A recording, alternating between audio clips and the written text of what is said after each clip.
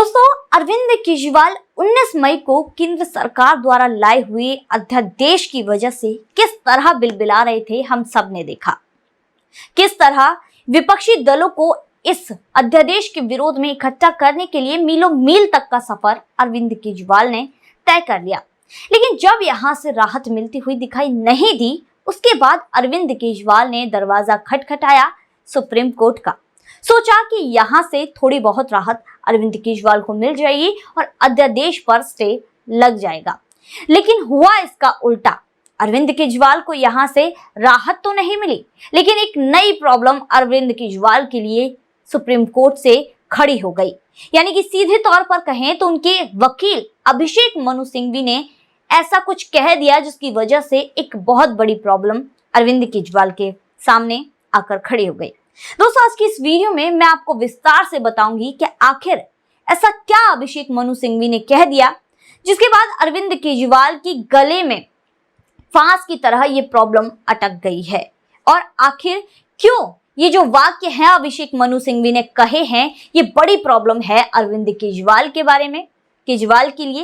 ये सारी चीजें मैं आपको इस वीडियो में विस्तार से समझाऊंगी, तो आपसे अनुरोध है कि इस वीडियो को अंत तक जरूर देखिएगा। दोस्तों, लगातार हमने देखा था कि 19 मई को केंद्र सरकार द्वारा लाई हुई अध्यादेश के बाद लगातार अरविंद केजरीवाल किस तरह बिलबिला रहे थे, तड़प रहे थे, इधर से उधर भटक रहे थे और पूरे विपक्षी दलों को इकट्ठा करने की कोशिश कर रहे थे, जिसमें कांग्रेस भी शामिल है। सोच रहे थे कि कैसे भी विपक्षी दल इकट्ठा होकर इस अध्यादेश का विरोध कर दें और ये विधानसभा और लोकसभा यानी कि संसद में पास ना हो पाए। जिसके बाद अब यहां से जब अरविंद केजरीवाल को कोई राहत नहीं मिलती हुई दिखाई दी, तो सुप्रीम कोर्ट में भी वो अपना लक आजमाने चले गए। सोचा कि यहां से इस अध्यादेश पर स्टे लगवा दिया जाएगा। 10 जुलाई को इस मामले की सुनवाई हुई। यहां पर उनकी तरफ से जो वकील थे अभिषेक मनु सिंघवी थे, लगातार गुहार लगाई गई कि इस अध्यादेश पर स्टे लगा दिया जाए। लेकिन यहां पर सुप्रीम कोर्ट से कोई भी स्टे लगाने के लिए इस पर मना कर दिया और इस मामले को आगे की तारीख दे दी गई।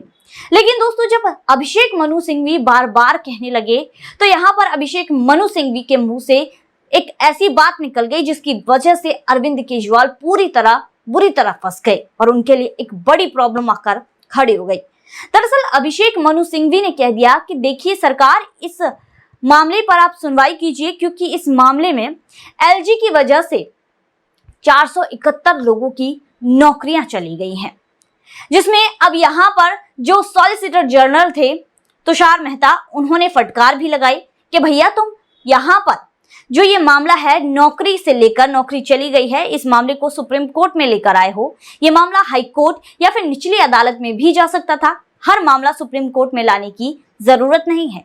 लेकिन यहां पर जो बात चली उसमें ये बात हुई कि भाई 471 नौकरियां गई है, ये कोई मामूली बात नहीं है।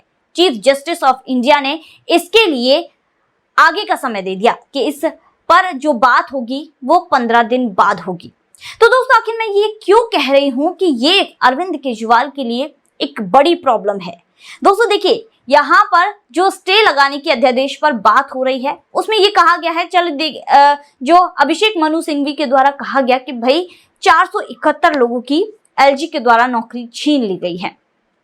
अब यहाँ पर सिर्फ अरविंद केजरीवाल का वकील ही अगली सुनवाई में खड़ा नहीं होगा, एलजी की तरफ से भी कोई खड़ा होगा और लगातार ये खुलासे होते रहे हैं। बीजेपी ने भी बाकायदा एक 116 लोगों की लिस्ट जारी करके ये खुलासा किया है कि जो 471 लोग निष्कासित किए गए हैं, इनमें या फिर ये कहें कि ये लोग या तो आम आदमी पार्टी के नेताओं के रिश्तेदार हैं या खुद कार्यकर्ता हैं, जिनको अरविंद केजरीवाल ने हायर किया है, और यानी कि इनको दिल्ली से सैलरी मिल रही है और ये काम कर रहे हैं अरविंद केजरीवाल के बारे में।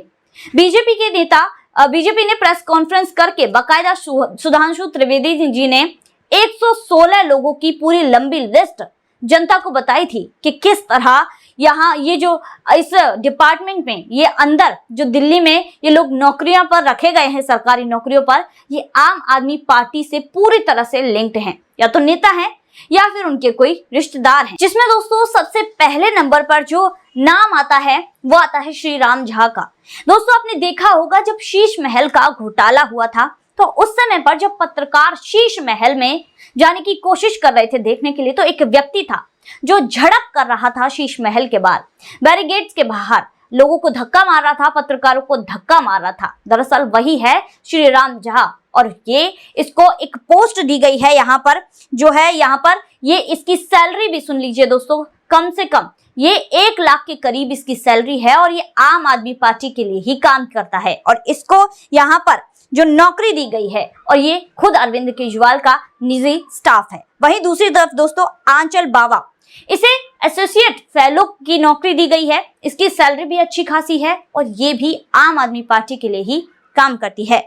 वहीं दूसरी तरफ निशा सिंह, जो आंचल बावा है ये आम आदमी पार्टी के एक विधायक की पत्नी भी हैं। दोस्तों इसके अलावा निशा सिंह जो आम आदमी पार्टी की कार्यकर्ता हैं और इन्हें भी एसोसिएट फेलो का पद मिला हुआ है। वहीं दूसरी तरफ प्रियदर्शनी, दोस्तों ये एक ऐसी महिला है जो हरियाणा की है और हरियाणा की यूथ विंग, जो आम आदमी पार्टी का यूथ विंग है, उसके लिए काम करती है और ये नौकरी करती हैं दिल्ली में, यानी कि दिल्ली की सरकारी नौकरी करती हैं और दूसरी तरफ हरियाणा में बैठकर यूथ विंग का भी काम संभालती हैं। यानी कि सीधे तौर पर साफ साफ ये दिखाई दे रहा है कि ये लोग नौकरी के नाम पर घर बैठकर अपना काम करते हैं। दरअसल ये अरविंद केजरीवाल के ऐसे लोग हैं जो अरविंद केजरीवाल के लिए काम करते हैं, जो उनके पोस्ट को रिट्वीट करते हैं, अरविंद केजरीवाल की बड़ाइयां सोशल मीडिया पर करते हैं और इसके अलावा अरविंद केजरीवाल के कार्यकर्ता के रूप में कार्य करते हैं। लेकिन इन्हें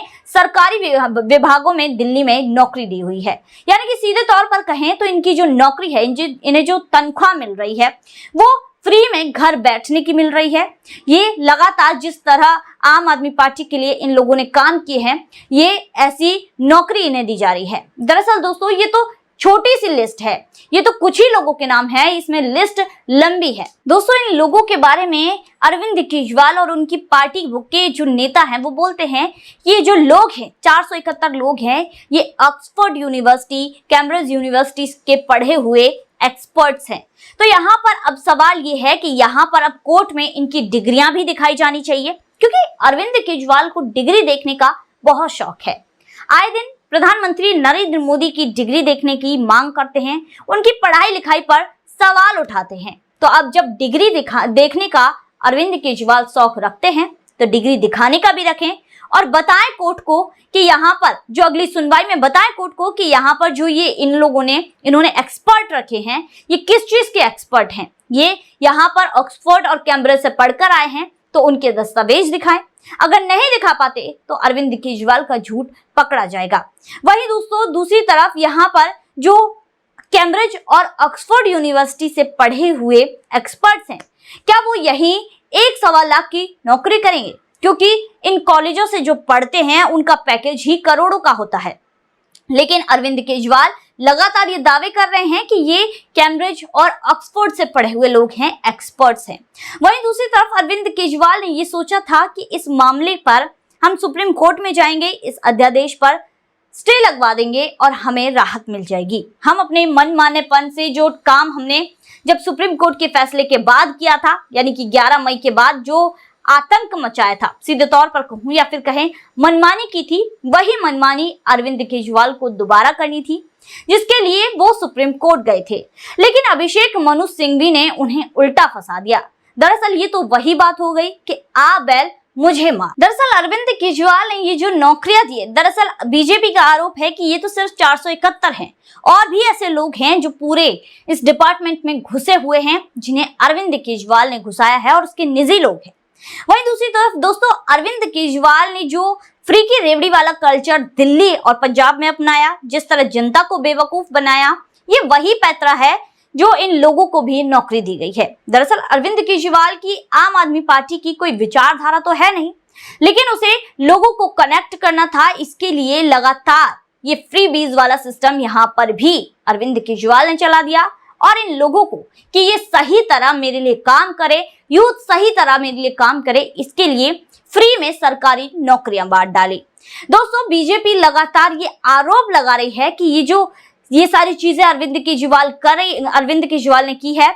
ये अरविंद केजरीवाल ने इसी चालाकी के तहत की है कि यहाँ पर नौकरी देकर लोगों को बेवकूफ बनाकर इन्हें अपने डिपार्टमेंट में घुसा लिया और मनमाने ढंग से काम किया जा रहा है। खैर दोस्तों, बीजेपी ने ये भी आरोप लगाया है कि जो ये नौकरियां दी गई थी, ये पूरे नियमों को तार करके दी गई थी, यानी कि नियमों का उल्लंघन करके दी गई थी। इन नौकरियों को देने में यहाँ पर ST, SC, ST, OBC इनमें जो आरक्षण मिलता है वो नहीं दिया गया। इसके अलावा LG से भी परमिशन नहीं ली गई। तो यहाँ पर जो नियम थे उनका उल्लंघन किया गया, जिसके बाद ही अरविंद केजरीवाल ने अपनी मनमानी चलाकर ये नौकरियां इन लोगों में बांटी थी।